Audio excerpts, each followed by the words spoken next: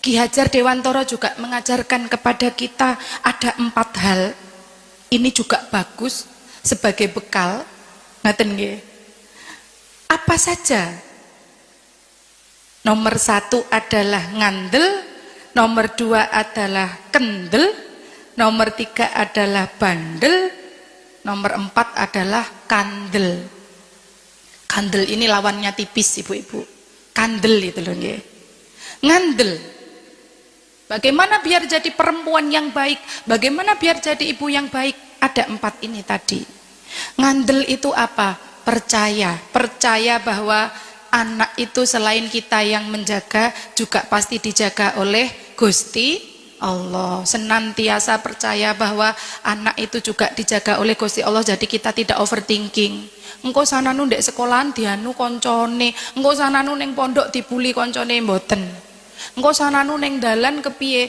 Kalau kita mengamalkan ajaran Ki Hajar Dewantara tadi, kita pasti ngandel atau percaya kepada Gusti Allah. Yang kedua adalah kendel. Ibu-ibu, ada nasihat pepatah yang sangat bagus. Keberuntungan milik orang-orang yang berani. Keberuntungan hanya milik orang-orang yang berani. Kalau kita sebagai perempuan menyerah, wes aku wes dadi bojone uwong, wes dadi mantune uwong, wes aku nyerah, wes aku ape gak lapo-lapo tidak punya keberanian, ya kita tidak kemana-mana. Padahal jenengan kalau lihat orang beruntung di sekitar jenengan, dipenuhi keberlimpahan, kok sembarang barang boten kurang, itu bukan karena dia pinter, tapi karena dia berani, karena keberuntungan milik orang yang berani. Contoh, saya ibu-ibu dulu mondok itu ya, selama 13 tahun itu selalu mendengar nasihat Imam Ghazali yang disampaikan oleh para kiai. Nasihatnya begini, nak, kalau kau bukan anak raja dan bukan anak ulama besar, maka menulislah. Nasihatnya seperti itu. Tapi tidak seorang pun menjelaskan maksudnya. Maksudnya nopo nggih? Kok bisa ada kalimat seperti itu? Rawuh. Nggih. Akhirnya sampai kemudian bertahun-tahun selama tinggal di pesantren itu, saya juga bingung ini kira-kira maksudnya apa ya. Ternyata setelah lahir hati Suhita, saya baru sadar bahwa ternyata kalau kita mau menulis, kalau kita sebagai santri biasa purun menulis, kita akan mendapatkan kehormatan, kita akan mendapatkan kemuliaan, kita akan mendapatkan cinta kasih sebagaimana yang didapat oleh anak raja dan anak ulama besar. Maka membutuhkan rasa kendel atau keberanian. Yang pertama ngandel, yang kedua kendel, yang ketiga bandel. Bandel niku mboten baper, tatak. Menjadi ibu-ibu itu harus seperti sumur Sinobo, harus menjadi tempat bertanya. Sumur Sinobo niku nopo? Sumur Sinobo itu adalah sumur yang ada di padang pasir yang didatangi semua orang untuk meneguk airnya. Menjadi tempat bertanya putra-putrinya, menjadi tempat bertanya suaminya, menjadi tempat bertanya mertuanya dan keluarganya, bahkan masyarakatnya. Maka sumur ini harus jernih. Biar jernih bagaimana? Sering ditimba, sering diisi dengan ilmu-ilmu yang bermanfaat. Lawannya sumur Sinobo adalah sumur gemuling. Sumur gemuling niku sumur yang gelempang. Jadi ibu-ibu tidak boleh jadi seperti sumur gemuling. Sumur gemuling niku napa?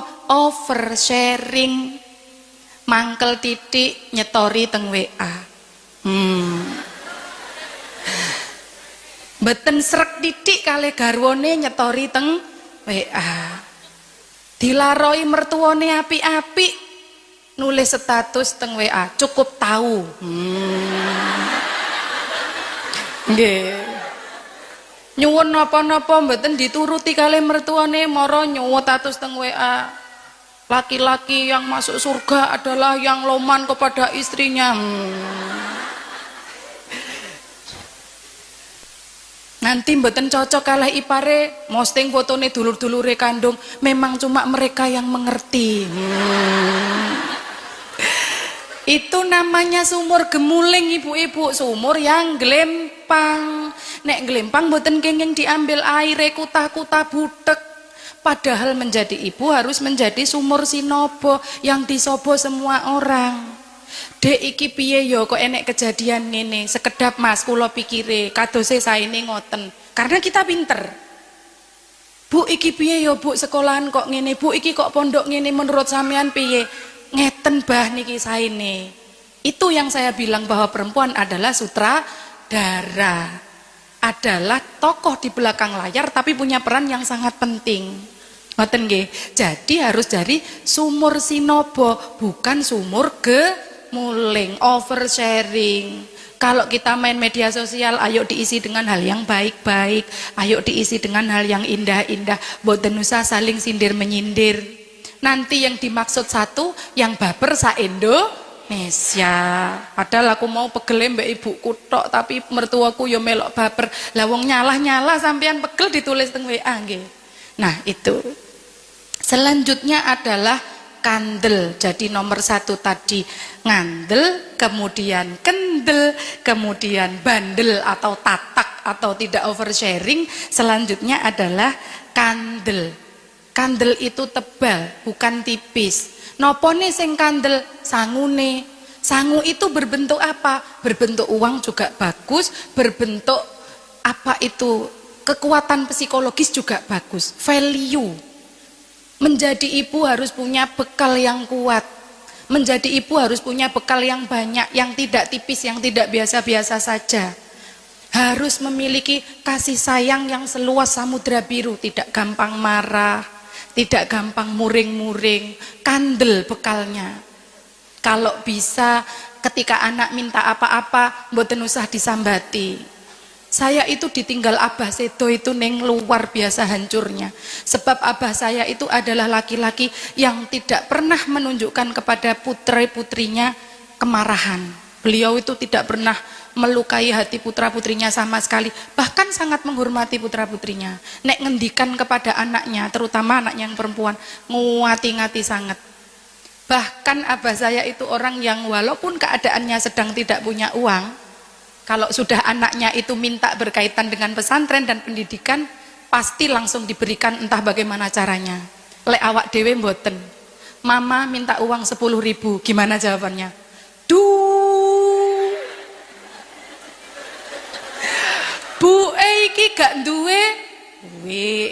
Sampean gak ngerti saiki perdagangan bagaimana itu. Nah, maka menjadi orang tua harus kandel tadi. Bagaimana biar kandel? Menjadi perempuan yang mandiri. Saya itu pertama datang ke Kudus jadi mantunya orang Kudus itu seneng banget karena dengar istilah Gus Jigang. Bagus ngaji dagang. Ngaji ya, ngajinya seorang penulisku nggih bikin novel, bikin film. Kalau ning Nawal ngajinya nggih mimpin wilayah sak Jawa Tengah niki.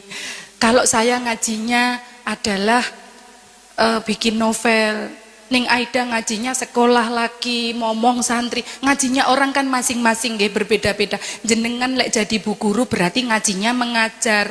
Jenengan lek jadi ibu rumah tangga ngajinya nggih ngomong putra-putrinya di rumah. Tapi yang penting kata Mbah Sunan harus ngaji. Bagus ngaji, kemudian yang terakhir apa Bu? Dagang. Dagang biar apa? Biar mandiri, biar kandel.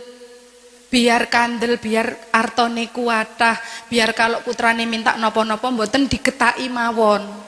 Ngoten nggih. Sampai kapan? Meskipun kita sudah tua tidak ada kata terlambat untuk mandiri. Ngoten nggih.